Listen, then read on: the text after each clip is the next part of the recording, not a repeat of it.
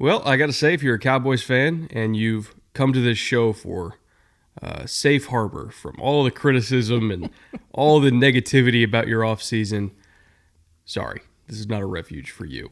We have a lot to say about what the Cowboys have done or not done over the last 4 months, but it's not all negative. Like, there are actually a lot of positive things about this team when going through 2023, looking at 2024, hopefully, ideally beyond. It's not all bad. I mean, again, it's still a 12-win team, and they deserve to be a 12-win team. They're very talented. But man, why do the Cowboys got to be the Cowboys?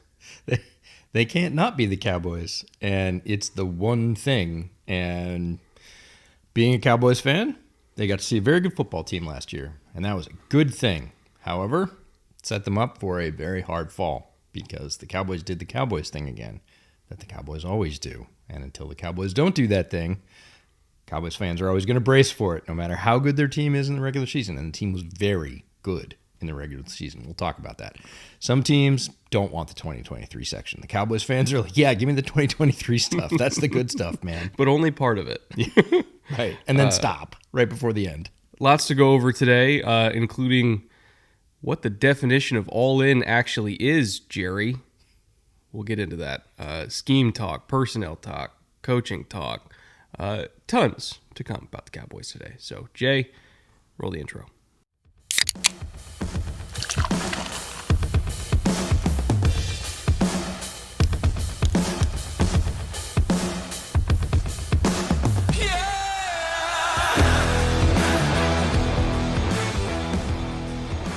Welcome back to the Bootleg Football Podcast. I'm Brett. That's EJ.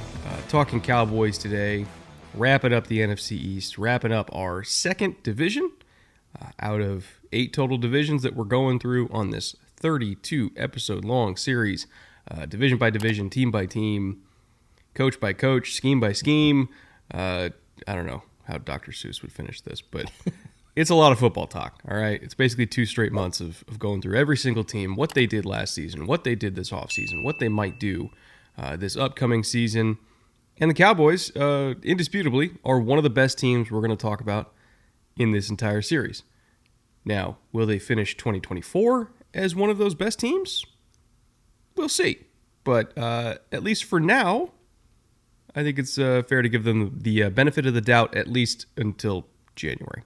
They can rest on their laurels from 2023 because they were significant. 2023, they were 12-5, first in the division. Home record, spotless, 8-0, one of the few teams that did not drop a game at home. Road record, 4-5. Last 5 games, 3-2, fairly strong finish. So we've got a couple of metrics to talk about how and why that happened. First one is called QBS, or quarterback support.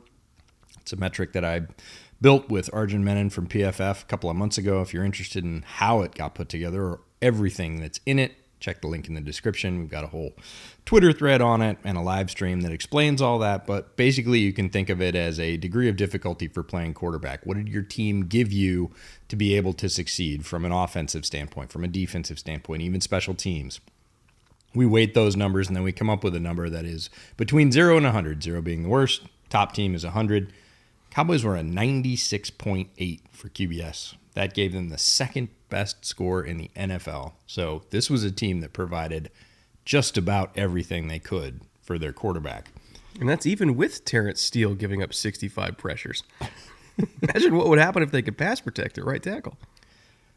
It's true that they weren't perfect, but no team is. And if you are, again, aggregating that over a whole season, Cowboys did it better than just about anybody else. Only one team exceeded them. So, teaser for later in the season.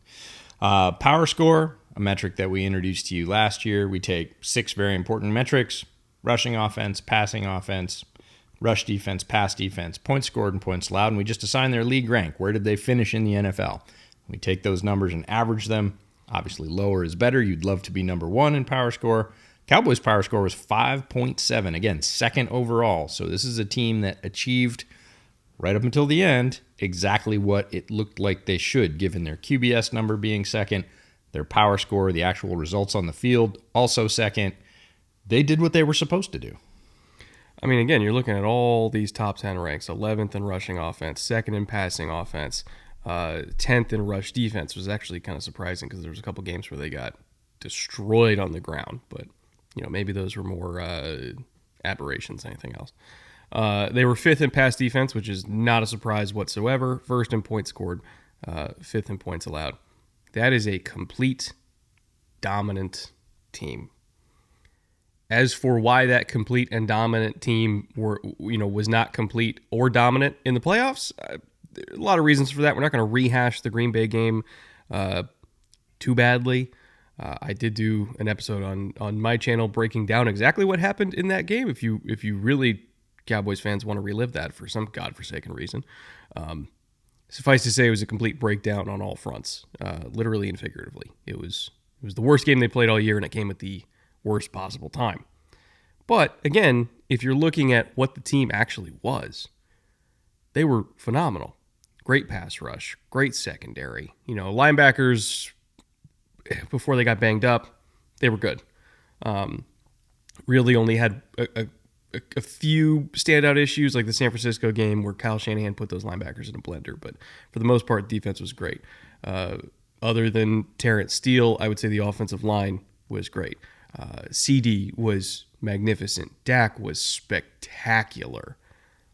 Like there is so much to praise about this team, and I think even us, sometimes even we get lost in the negativity. But it's not even like a God, the Cowboys suck negativity. It's like they should accomplish more than they do, like every year, because you look at this team, and this series is a great reminder every year of how good they are, which just makes it all the more disappointing that they haven't achieved what they're capable of achieving.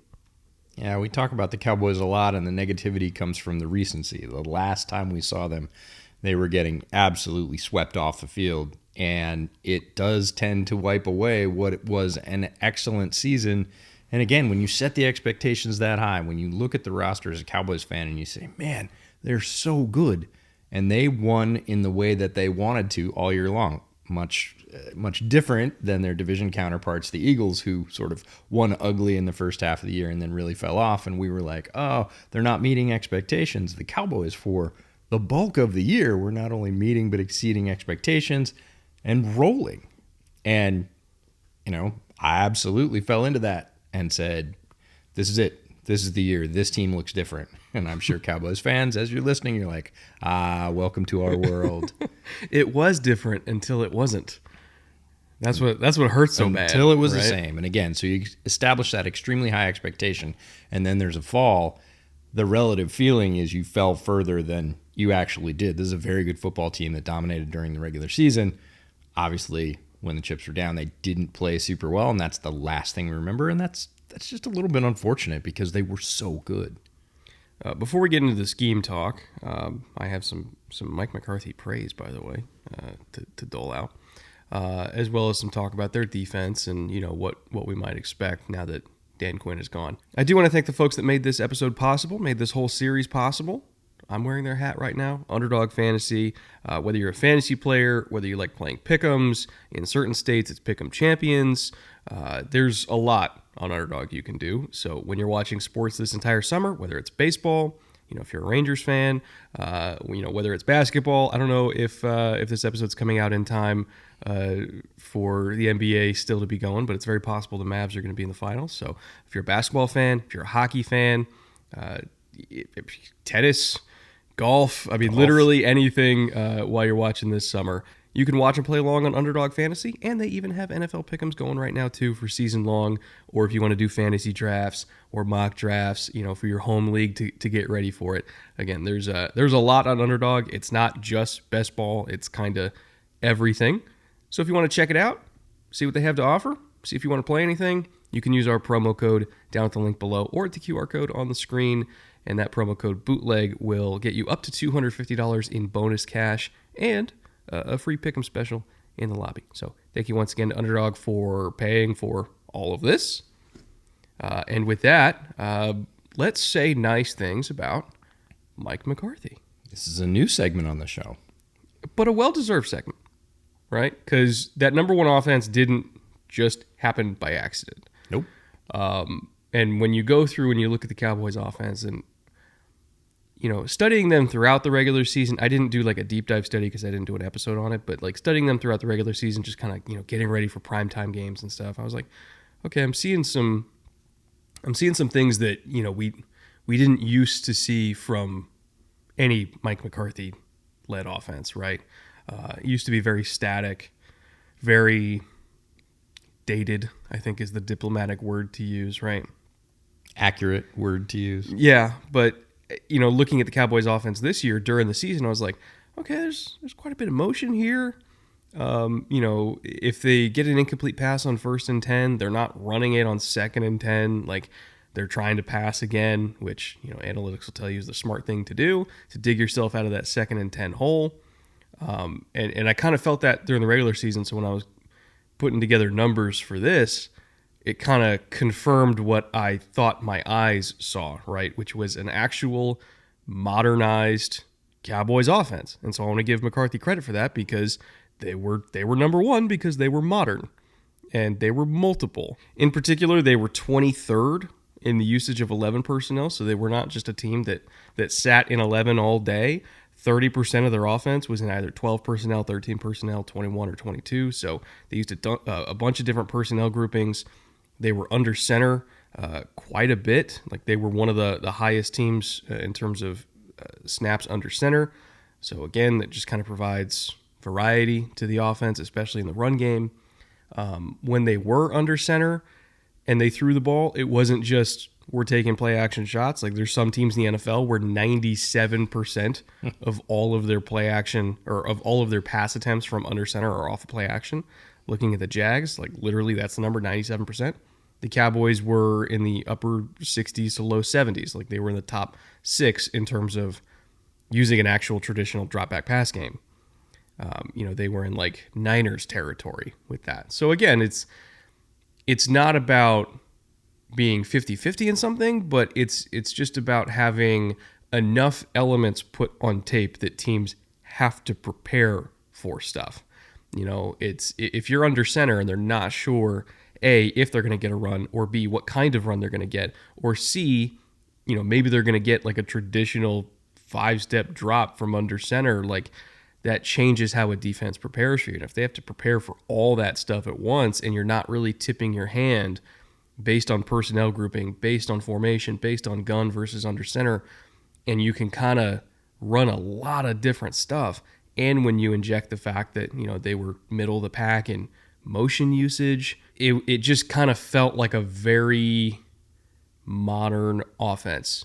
And I got to say, I didn't expect that. When Mike took the reins, it's reported that he's still calling the plays. I'm sure Shotty has a big hand in terms of game planning, but Mike's still calling the plays. I didn't expect that he was going to be modern in his approach, but he was. And I want to give him credit for that. We should, because that's not what we said on this show last year. With that change pending, we were like, not sure this is going to go great. And it went great. It went better than great. Better than expected for sure. So he deserves all that. I think the most important piece of that is the ability to put multiple stuff on tape and do it well. Because there are definitely times you can see teams in the NFL that are like, oh, we're going to show you. They don't get anything out of it. And teams basically don't prepare for that stuff. They're like, even if we don't prepare for this, they're not getting anything out of this. This is not an effective play for them. They just want to show this to have one more thing on tape that we quote unquote have to prepare for. But NFL DCs are smart enough to go, yeah, but have they gotten more than 3 yards on that play all year? Oh, no? Okay, then we're not going to make it a big focus. It's not really something they do. Where when the Cowboys put those plays in, they were getting efficient plays. They were getting explosive plays. They were keeping the chains moving. So you have to prepare in a different way, because it's not just that it's there. It's that it's there and it works and they can mix it in at any time. And that makes it so you can't just tee off based on formation or tendency. And I do want to expand on the play action point too, because there's so few offenses now that have traditional drop back pass games from under center, which has, different route concepts you're going to hit because the timing is different. If you're in the gun all the time versus if you're under center, like and again, part of this comes from, when I've been going back through all this like early 2000s all 22, like looking at 2004 and 2005 Peyton when he was under center with the Colts, and you see him like sprinting to get to his depth because he was under center all the time, right?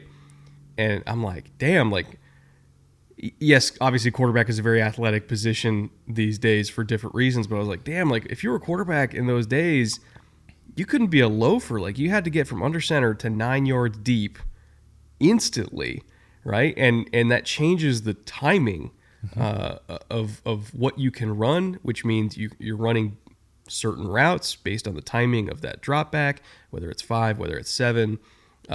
And because the timing and the routes are different from under center versus gun, from play action versus non-play action, your drops as a linebacker are going to be different.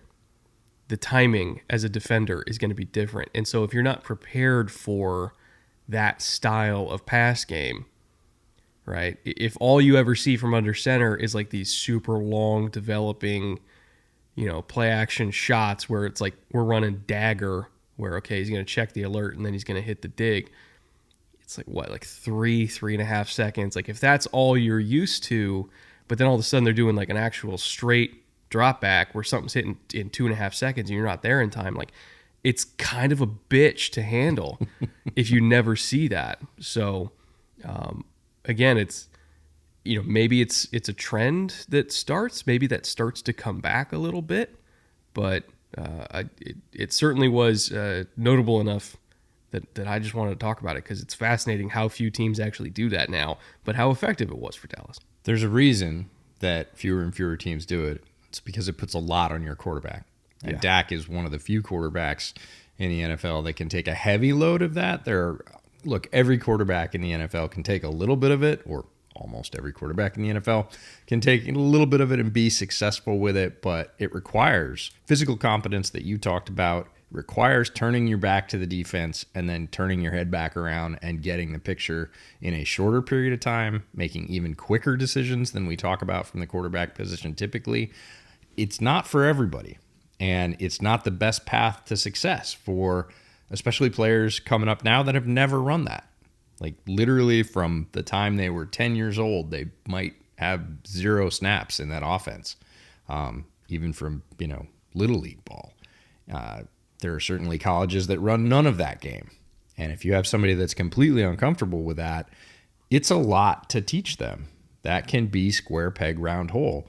So there's not that many guys at the signal caller position in the NFL that can do it at the level that Dak can. I would say he's one of a handful. And the Cowboys leaned fully into that. They put the game in his lap. It's the opposite of sort of taking the ball out of his hands. They were putting the ball in his hands. They were putting high pressure situations on his plate, and he performed exceptionally well. Yeah, at damn near MVP level for pretty much the entire year. He was the leading candidate for MVP for a lot of the season. Him and Lamar, I would say. I think he deserved all that praise. Flipping it over to the defensive side now, a lot of Cowboys fans are curious what they're going to see from Mike Zimmer.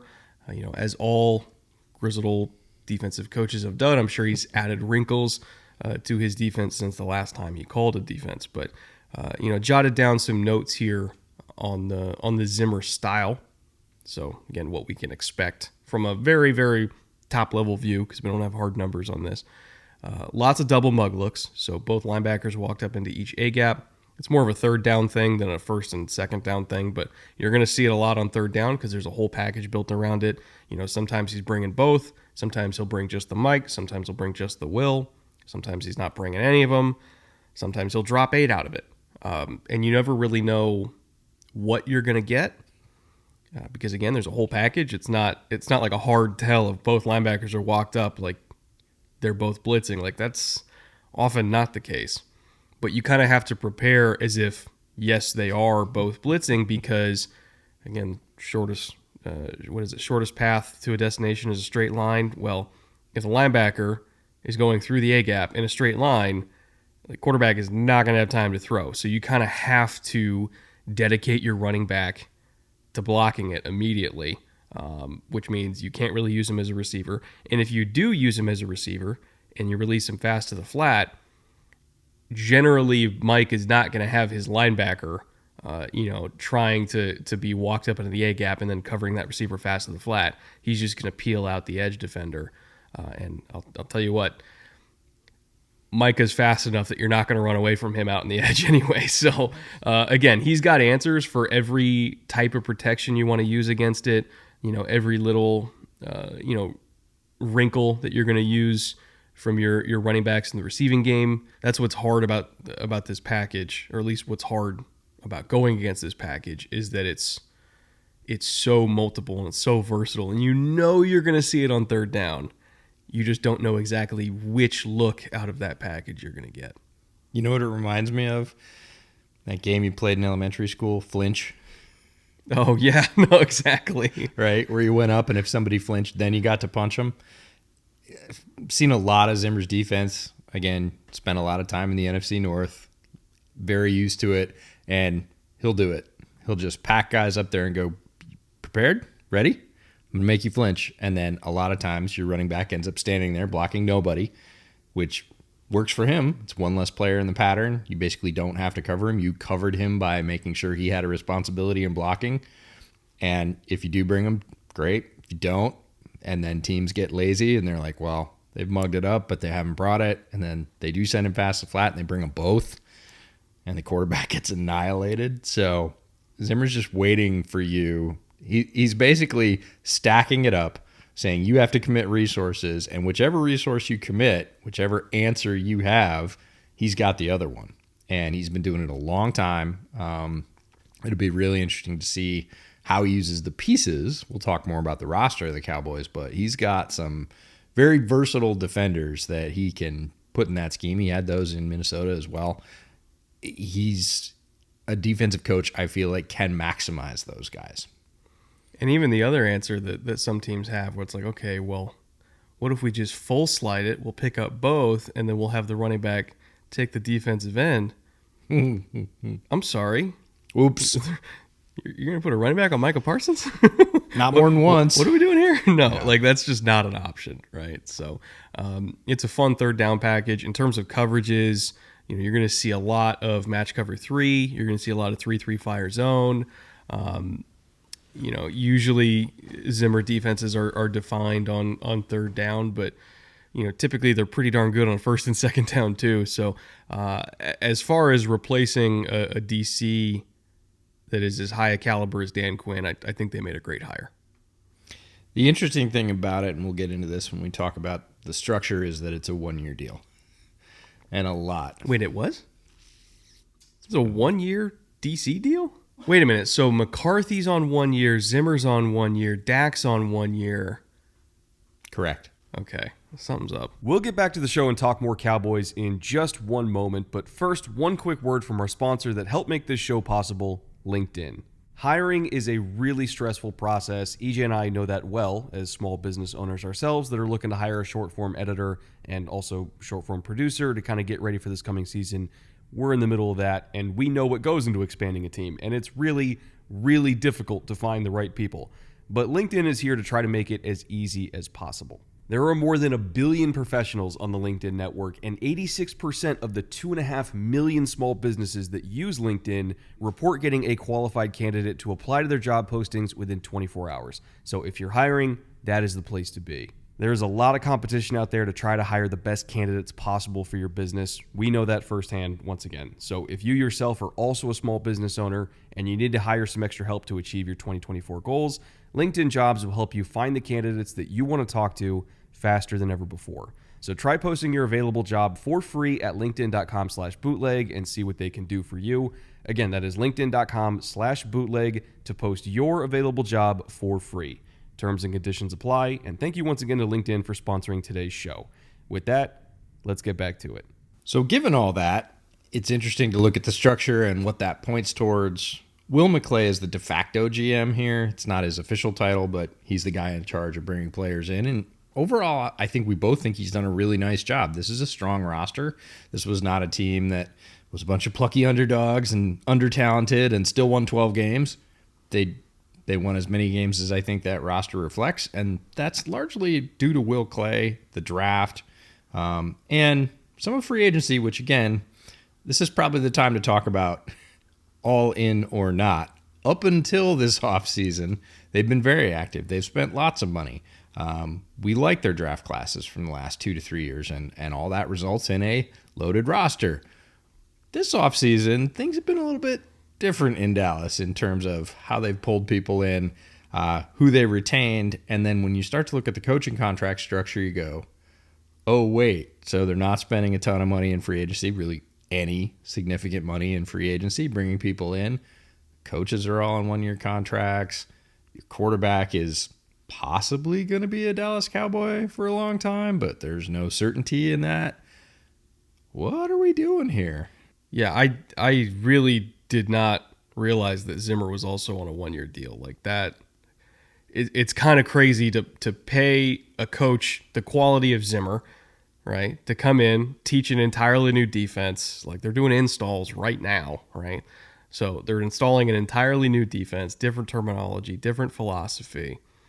You're coming in, you're going to play this for a year, and then if things don't go well, and who knows what their definition of go well is, like after their definition of all in, I'm really not sure. It's like, okay, so we're going to clean sweep after this year. Like, I'm not saying that's what they're going to do, but it kind of feels like that's what they're threatening to do. And they have set it up structurally so that that's the possibility. If things don't go well, it's pretty clear that that's what's going to happen. If things do go well, it gets really fascinating because then you have to pick and choose who to re-sign. Having not spent the money, it'll be a little bit more expensive, but it gives them that flexibility, which is, I don't know, maybe not flexibility you want from an organization. You want that stability, but the Cowboys feel very much like, okay, make me.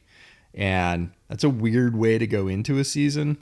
Mike McCarthy, heading into year 5, again, made big strides, I think, last year. Certainly was a better coach on the sidelines than he was the year before. So again, do you reward that? Maybe, but they've set it up so that if there's a coach in waiting, if they want to make a quarterback change, if they want to make a defensive coordinator change based on that head coaching change, like all that is on the table because of the structure. So it's odd. Vibes are... I don't want to say off. Vibes are just very different. Vibes are weird. Vibes are weird is a great way to say it. I don't know. Here's my thing with this whole situation. All right. So DC 1 year, coach 1 year, quarterback 1 year, or the whole staff 1 year. Pretty much the only people who are safe are the ones with the last name Jones and McClay. All right. Is the best way to run a business, to basically go up to your employees and hold a gun to their head and say, you have 2 quarters to fix everything or you're all dead? Like, is that the best way to run a business? Is that the best way to motivate people? We'll see. It can't be, especially coming off a 12-5 season, back-to-back 12-win seasons, right? Your quarterback was in the MVP discussion. Mm-hmm. You have a brilliant young receiver who you haven't paid yet, and with each new passing receiver contract, the number's going up and up. You have a top 3 young edge rusher in the league that with each new passing edge contract, that number goes up and up and up. You have a DC who some would consider to be a brilliant defensive mind and one of the best defensive minds in football over the last 20 years, who you're asking to install a system for 1 year. Is the best way to get the most out of this talent pool, I'm talking both coaching and players-wise, to threaten them? And I know some Cowboys fans would be like, well, nothing else worked.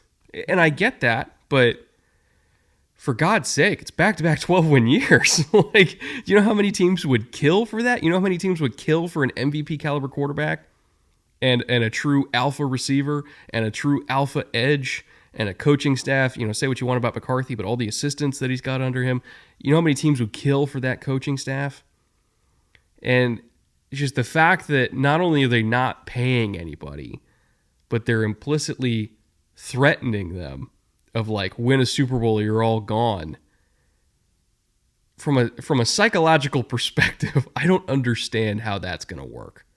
It's difficult, and the weirdest possible outcome, or I would say the least certain possible outcome, is if they do the same thing they did last year, but maybe win a playoff game or win two, but still don't win the Super Bowl, right? If they're an 11 or 12 win team, they win the division, they go into the playoffs, they win a game, they're competitive in the next one, or maybe they win it, and then they don't go all the way to the Super Bowl, then what do you do? Because they did as well as they can possibly do, short of being the one team per year that wins the Super Bowl. Do you clean house at that point? You got to have a lot of moxie to clean sweep a team that at that point would be, double-digit win seasons 3 years in a row, first seed, in the division. Like, that is ballsy to go in and say that's not good enough, because there's literally at that point 3 or 4 teams in the league that are better. And even if you take the McCarthy thing out of it, like, okay, McCarthy has a history of blowing it in big games. I get that. Even if you take the McCarthy thing out, if we're just talking about Dak and CD, like by themselves, what are we doing? Like, what are we doing? Right? You think you want to be out here hunting for a new quarterback when you have Dak Prescott playing like a top 5 quarterback in the NFL? You don't want to be on these streets. You do not want to be out here, man. Like, I'm sorry. If you get one, you keep one, especially when they're still in their prime. And playing as well as he is. If you get a guy like CD, you pay a guy like CD. No ifs, ands, or buts. And I understand they had cap issues because they have a bunch of other expensive contracts. There's a way. Figure it out. There's a way to do restructures to lower other cap hits of existing veterans.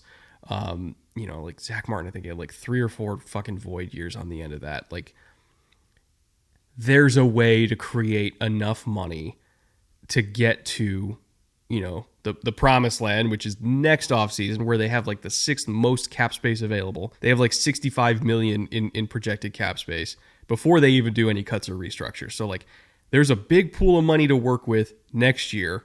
You can structure your deals in a way where a lot of the hit happens next year. Get it done. Like, you're the Dallas fucking Cowboys. You're worth $9 billion. You're the most valuable franchise on the planet in any sport, period, by $2 billion. You've got the money. What the fuck are we doing? Pay your quarterback. Pay your receiver. Pay your edge. You want to get rid of McCarthy? Fine. Whatever. You have elite players. Pay your elite players. What are we doing? We're going to find out. It'll be really interesting. And notable coaches on this staff. There's 22 coaches on this staff below the coordinator level. This is a big staff. Again, they can afford it. Yep. $9 billion franchise. There's no salary cap on coaches, and McCarthy's taking advantage of that. Some ones to highlight from the offensive side. Mike Solari, the offensive line coach, always does a tremendous job. Scott Tolzien, the quarterback coach, you got to bring him up with as well as Dak's played. Regardless of what he is delivering to Dak, it's working, and he deserves credit for that. And then Ryan Fader, the assistant quarterback coach and game management coach, one of the few teams in the league that has a coach on staff with that title. I will say, the one thing that McCarthy still hasn't fixed is game management, and there were a couple decisions he made last year, even where I would say, like, were you listening to Ryan? Right? Like, there's we couple... hope that Ryan was banging the table for something else. And again, just because he has the coach on staff doesn't mean he's going to listen to him all the time. And there's still game management decisions where I'm like, okay, like classic McCarthy, like just winging it. At this point, it very much feels like it is what it is. I hate that saying, but like, is it really going to change even if you bring a coach on staff? Well, maybe. Got a little better. We hope that has some influence because it has been the Achilles heel of McCarthy coach teams. Paying a guy 6 figures so you can click off the headset in the last 2 minutes. Very McCarthy.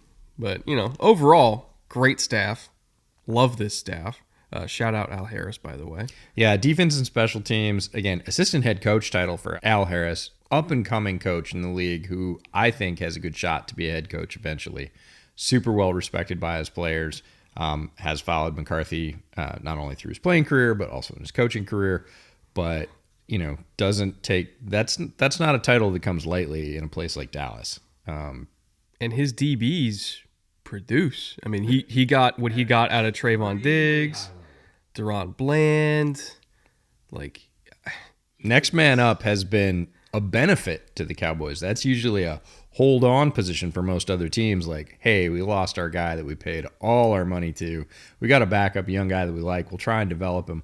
Not Al Harris's DBs. He's going to go out and lead the league in interceptions. And you're like, oh, okay. So now you got 3. Cool. He's done a great job as a position coach. And again, they've tagged him with that extra responsibility to hold on to him.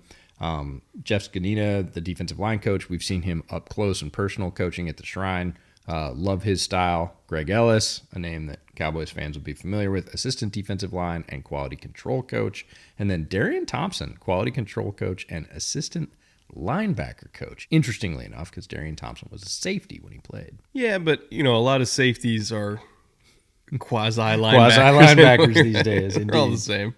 Now, with all that being said, all the schematic information that we've gone over, all the coaching information, all the personnel information that we've gone over so far, brings us to our favorite segment. And not just because they pay us to say it's our favorite segment. The Underdog Top 3. This is where we try to identify values for all 32 teams in all 32 episodes. I'm sure a lot of you are watching the series preparing for your fantasy drafts to try to get a better understanding of who's actually going to be producing on each one of these teams. And the Cowboys are kind of interesting because they have a couple players, or rather one player in particular, who is not a value whatsoever because he is appropriately priced, and that is CeeDee Lamb. His ADP is 2, but that doesn't mean that there aren't values on the Cowboys. Like, you don't be the number one offense with only one guy producing. I think people maybe forgot that along the way. Maybe the Packers game has clouded people's judgment in terms of how they draft Cowboys players. But interestingly enough, you've got Brandon Cooks going as wide receiver 60 when he finished as wide receiver 36 last year. He's only 30. He's still got the same skill set he's always had. He's still a productive number 2. He's still going to get you 9 points a game. He ain't wide receiver 60. So as far as I'm concerned, that's just free money that fell on the floor. I'm not saying you have to take him as wide receiver 36, but you can get wide receiver 4 production while doing a wide receiver 6 investment. That, to me, is a value. So if we're just trying to play the value game with our late draft picks, he's it. Dak Prescott is going as QB9 on Underdog right now. He finished as QB3. Again, not saying he's going to finish as QB3. I bet he doesn't finish as QB9, given everything that we already talked about. The system is modernized and multiple. He still has weapons. We'll see what happens in terms of quality of pass protection, but they made some really good picks on the offensive line in the draft that we're going to get to, so I don't think pass pro is going to be bad by any stretch of the imagination. So again, Dak going as QB9 kind of feels like people are overreacting a little bit to the playoffs rather than what was actually relevant for fantasy, which is him putting up ridiculous numbers. But Zeke is really the one I want to talk about. He's going as running back 39 right now. Color me surprised that Zeke is the one you want to talk about. But I'm as surprised as you are, honestly, because I thought we were done with this. I thought we were done. Haven't we been through justifying a Zeke pick with the Dallas Cowboys? But here's my line of thinking. Okay. And I'm only putting him as a value because he's running back 39, not running back 19. So the Cowboys were 6th in terms of rushing attempts inside the 5-yard line. They were one of the best teams at getting to the red zone. They were one of the best teams at setting up their running backs for success in the red zone. Again, a lot of attempts in the low red zone area. But even though they were 6th in attempts, they were 17th in terms of touchdowns scored. They just couldn't drive the last nail into the coffin with the ground game. That is why they brought back Zeke. They wanted a running back who, he's not going to get you 20 yards anymore, but he's going to get you 4, and he's going to get you those really crucial 4 yards when you actually are trying to punch it into the end zone. I think that's his role. Rico Dowdle's going to do all the stuff in between the 20s, but I really do think there's a shot that Zeke, as just the drive finisher for an offense that's better than pretty much everybody else at getting into position to finish drives, I think in that role, he could legitimately get double-digit touchdowns, which to me is worth more than running back 39. I think it's going to be a very, well, not as good, but a very similar situation to, what we saw happen in Detroit quite frequently, where it's, Jahmyr Gibbs ripping off huge gains, doing all this damage. They get to the 4-yard line. In comes David Montgomery. Like, it's going to be the same thing. That's why they brought him back, because they were really tired of getting to the low red zone and not scoring rushing touchdowns. Okay. I'll take it that Zeke is it's so strange to say that Zeke is the David Montgomery version for the Lions. Like, poor man's David Montgomery at this point. Yeah. But I'll take it. It works. I'll allow it. Difference between his actual ADP and his exercised ADP is hoping for those opportunities and hoping that they lean on him for what you think they brought him back for. And if they do, you're going to look smart about that. Again, want to reiterate, the point of this segment is finding value, right? We're moneyballing fantasy football here. That's right. So if you just want to take elite players, they're going to carry your team, fine. Take CD second overall. But if you're hunting for a running back who's going to randomly get you like 18 points out of nowhere and then go back to doing nothing for a month, take Zeke in the last round. Probably going to pay off. Sell the sizzle. Oh, man. But am I being a good salesman here for very old, decrepit running backs? You're working that 200,000 mile Buick. No, it's gonna hold up for you. Still runs, baby. Yeah. Zeke Elliott, the Toyota Tacoma of running backs. Keeps right on ticking, or at least they hope he does. Let's talk about all the players that are no longer with Dallas, because there are a lot of big names that moved on this offseason. Stephon Gilmore, 87% of the snaps. You can say what you want about their ability to, I don't want to say recover or cover that loss of snaps. I think they're well prepared. We already talked about Al Harris and his charges. They're in good stead there, but a notable player. Jaron Kearse is what I want to talk about, because he played a very specific role for the Cowboys, and they are going to miss him there. 76.6% of the snaps, but he was the guy that came in to crush tight ends. Yep. And he was one of the best in the league at that, and he is no longer there, so they're going to have to find a way not just to cover those snaps, but cover that role, because you can't just put anybody in that role. And Kearse, again, one of the best in the league at doing that. Leighton Vander Esch retired. Dorrance Armstrong follows Dan Quinn to the Commanders. He was 41% of their edge snaps. Dante Fowler Jr. also heads over to help Dan Quinn install his defense in the nation's capital. Tyler Biadasz moves to the Commanders as well, holding down the pivot for them. He was 86% of their snaps. He's been a fixture on the Dallas offensive line for a long time. Again, we think they're prepared to handle that loss, but that is a significant one. We believe center is one of the most unheralded and sort of underappreciated roles on any team, any position. And when you've had one that's played as well as Biadasz for as long as he has, it's not an easy transition, no matter if you think you're ready for that succession or not. This team's just going to feel very different overall. No Biadasz, no Tyron, no Gilly, no Leighton, no Kearse. Guys that we're used to seeing in Dallas every Sunday, they're all gone, right? It just kind of feels polar opposite of the Eagles, who, dealt out how many $20+ million contracts to their own guys. And again, I understand their cap situations are different, but the Eagles found a way through some creative maneuvers with their own restructures and extensions and everything like that. They found a way to create the room to pay their key players. Mailata got $22 million. Landon got $21 million. A.J. Brown got paid again. Devonta Smith got paid. Brought in Bryce Huff. They brought in Saquon. You compare that willingness to go all in, to borrow a phrase from Jerry, to the Cowboys, which is, we're losing Biadasz. We're moving on from Tyron, and we're going to trust that we're going to be really good at drafting a young rookie to replace Tyron Smith. What's in the box? Health problems or not, like, It could be a boat. We could have another Tyron Smith. You're losing Dorrance. It's a fascinating dichotomy between what's going on in Dallas and what's going on in Philly right now, because it does kind of feel like Philly is the team that's actually all in. Certainly monetarily, and it is going to be, it's a bit of a sea change in Dallas. These are players that have played significant roles, significant snaps, not just for 1 year or 2 years, but if you add up all those years of sort of service in Dallas that are no longer there, it's a significant list, more significant than a lot of other teams in this series that we talk about who maybe lost one or two key contributors. Dallas, that attrition is going to be difficult, if not impossible, to replace. You're going to have to be creative. You're going to have to lean on some of those 22 coaches to develop young talent and do it quickly because the schedule's not going to do you any favors.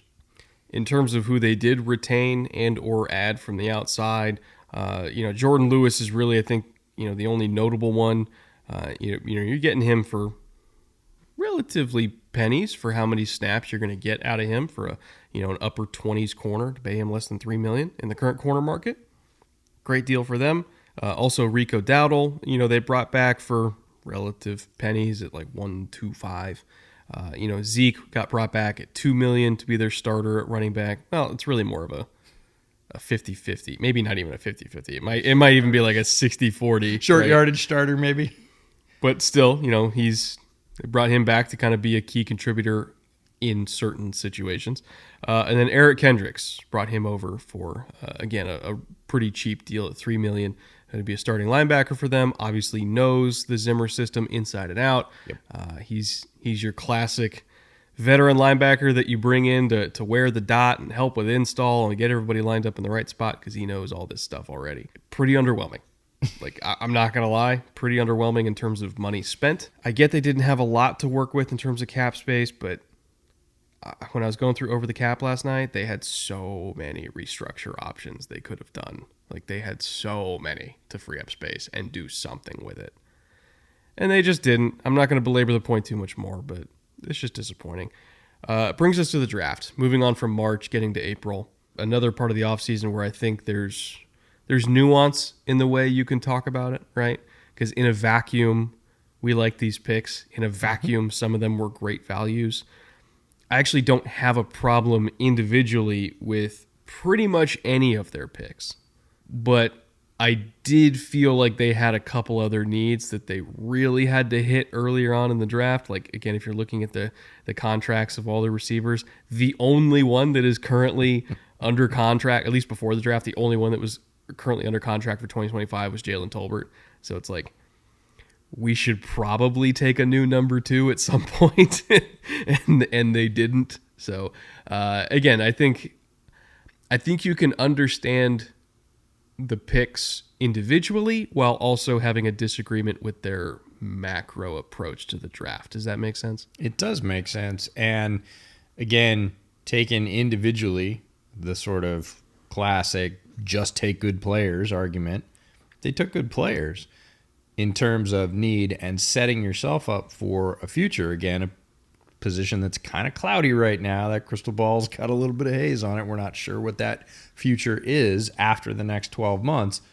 Some of the picks you can definitely take issue with, I would say strategically, as opposed to, tactically, this is a good player at a position that we've got a spot for. So they started off with Tyler Guyton, the very talented tackle out of Oklahoma, at 29th overall. I think we see where he fits very clearly. Marshawn Nealon, the edge out of Western Michigan, who we both liked in the second round at 56th overall. This is a great young player that I think the needle is pointing up on. Can play an alternate style to Micah, a heavier edge on the other side, or can back him up because has plenty of pass rush juice as well. Give Zimmer, again, one of those more versatile pieces that he loves using. Is athletic enough to drop in coverage. Didn't do a ton of that at Western Michigan, but doesn't mean he can't. It's more wasn't asked to. And when he was, he actually looked pretty good in those limited snaps. Cooper Beebe, the guard out of Kansas State, and third round, 73rd pick overall. Love this pick in terms of alignment and how he fits and the talent he brings. This is a great pick. This might be my favorite pick of their entire draft. Not necessarily the sexiest, but my favorite. The next pick is where it went a little bit off the rails for me. Marius Liufau, the linebacker from Notre Dame, in the third round. Again, the next pick they're going to get is 174. So they had a gap from 87 all the way down to 174 with no picks. And they chose to use it on a linebacker, and a linebacker in this class who I was not super high on. Athletically very talented, very meh film to me. Not terrible, but not a difference maker. And again, you've got only so much draft capital. You've got more holes than you can fill. You've got a big gap coming up, and you pick a guy at linebacker. To me, they must feel very strongly about him. That was the first place where I kind of went, okay, really love the Guyton pick, love the Nealon pick. Oh, the Cooper Beebe pick is just brilliant. Okay. Don't hate the player, don't hate the pick, but just felt early. Hey, could you have done some other things with this pick that I would have liked more? Yeah, you could have.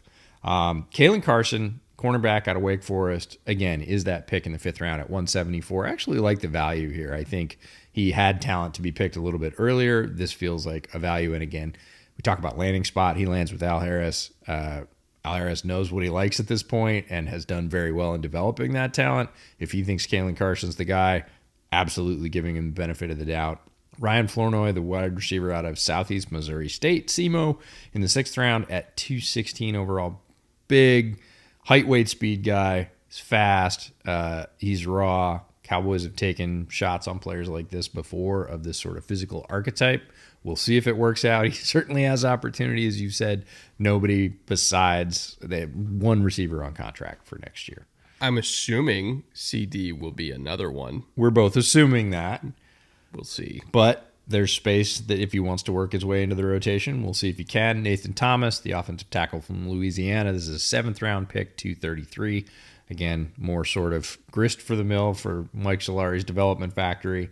And then Justin Rogers, the interior defensive lineman from Auburn, thought this was a good pick. He's going to help replace some of those Jonathan Hankins snaps.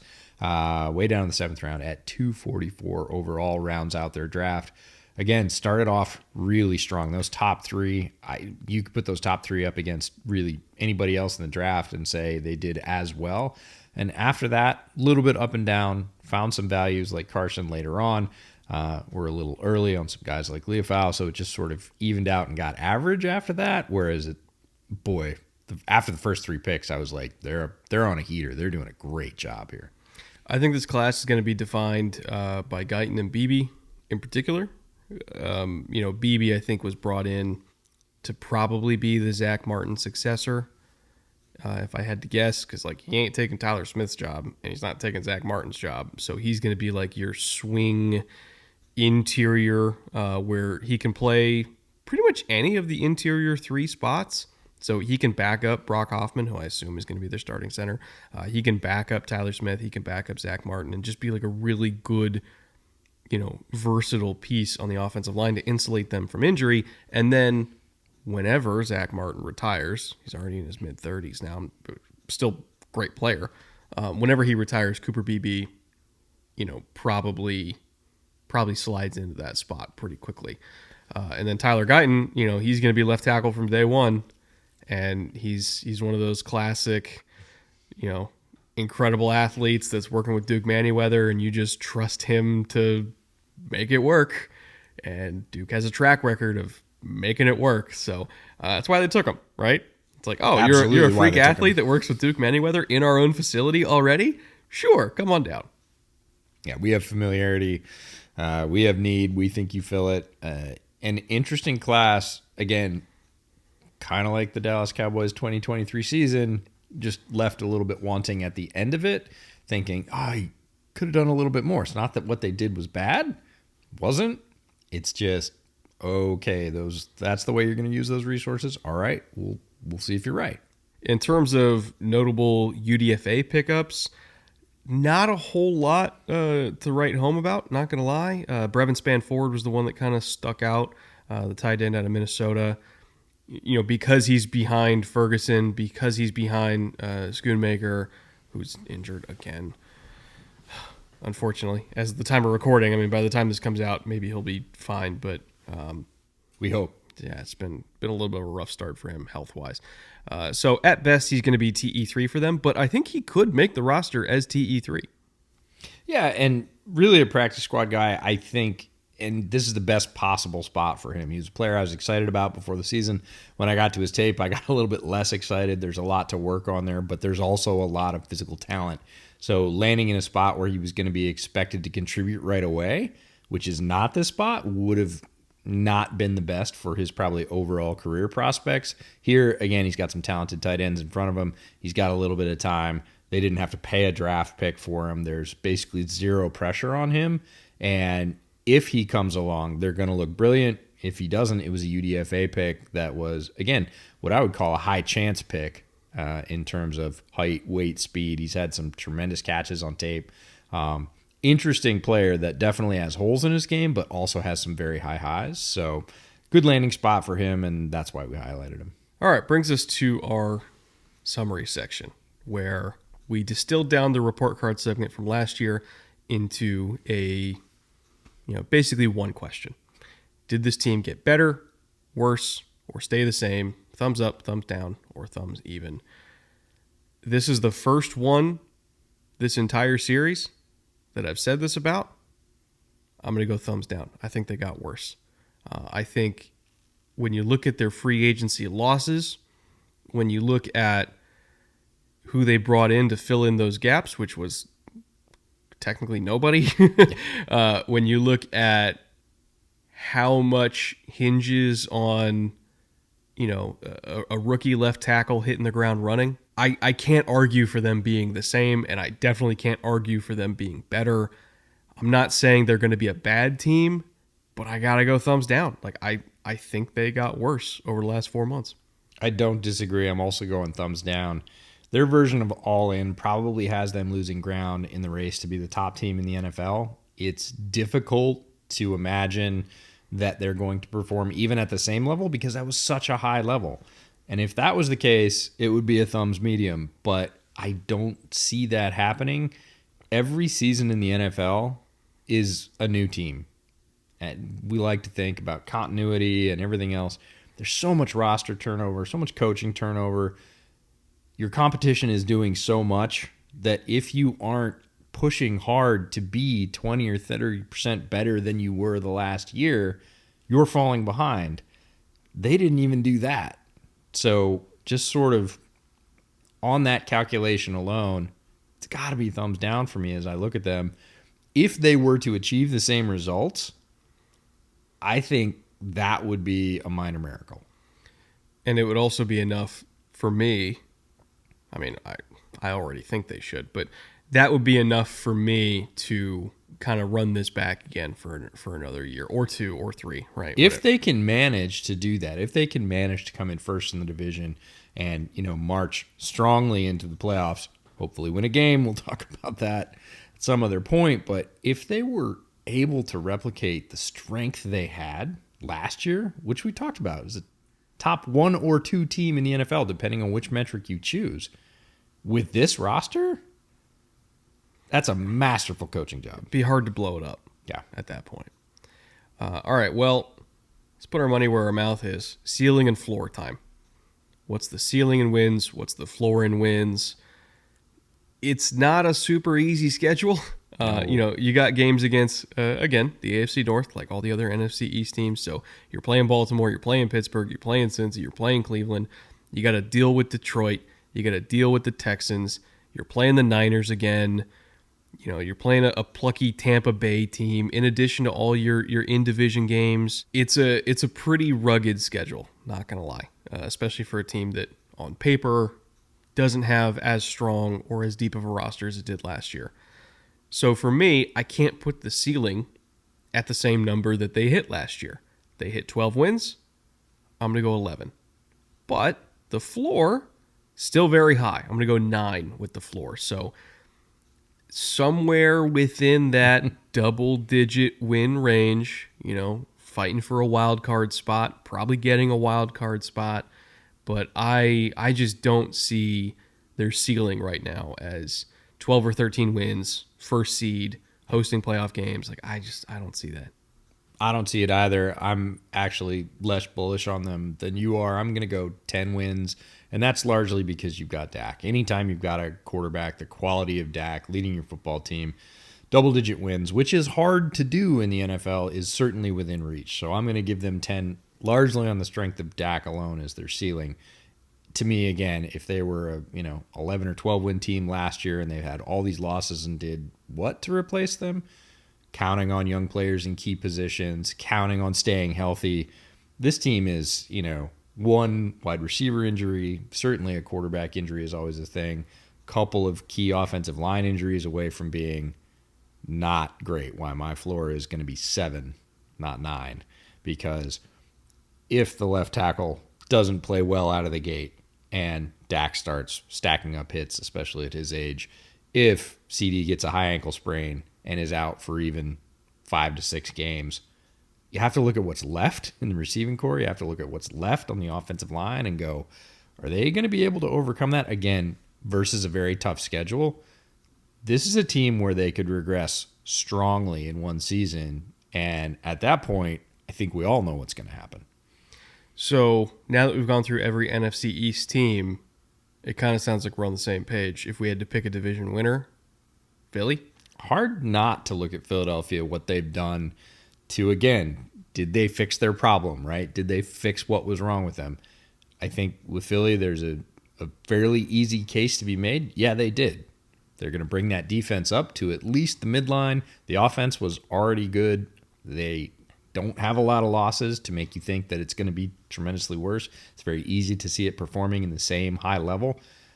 Unlike Dallas, did they fix the thing? Do we feel like the moves they made or didn't make this offseason are going to get them over the hump in the playoffs? I'm not so sure about that at all. Well, if you think we were harsh on them today, Dallas fans are generally even harsher.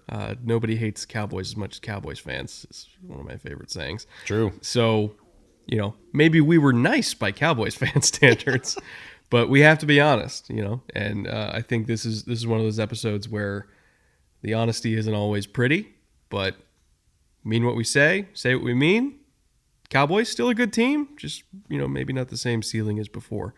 If we sufficiently hyped you up, Cowboys fans, he said facetiously. Of course, you can check out our clothing partner, Homage. They have a license for Cowboys gear. They have a license for the entire NFL.